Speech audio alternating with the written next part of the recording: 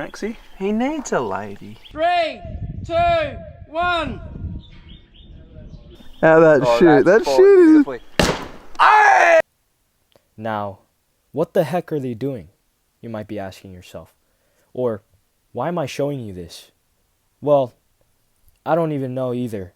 But what I can tell you is that the cube that they dropped right there in that video is made out of one of the most densest elements on the periodic table. The W element, tungsten. And no, tungsten isn't just something you drop on green powder or destroy other things. It has other properties and purposes, and also has a pretty fascinating history. Hello everyone, my name is jsimon, and let me introduce you to the history of tungsten and its cool properties and facts. Now let's go over some facts about tungsten.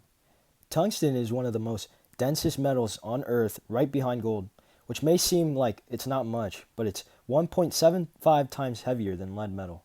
The density of tungsten is about 20 grams per centimeter cubed, which means that if you take a cube that measures 1 foot on each side, it would weigh over half a ton. That's pretty dang heavy. And you might be thinking, what did people use this heavy metal for? I mean, how did they use such a dense metal for something purposeful? The discovery of pure tungsten dates all the way back to 1783, when two Spanish chemists, Juan Jose and Fausto Eluyar, isolated tungsten by charcoal reduction of the oxide derived from various minerals, the most common being wolframite. This is also where the element symbol for tungsten comes from. W refers to wolfram, or wolframite mineral.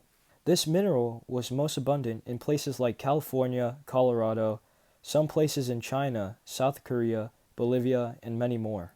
Now, one of the first uses of tungsten was when Chinese porcelain makers 300 years ago incorporated tungsten oxide to their work by means of a peach color pigment.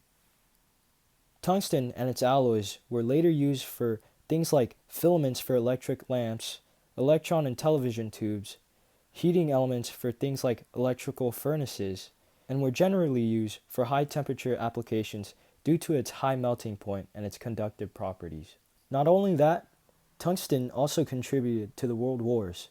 The Germans used tungsten in guns and artillery to resist melting and gun wear down. During the war, the Germans were the center of producing tungsten and thought of it as strategic metal, while the rest of the world used it in common household items.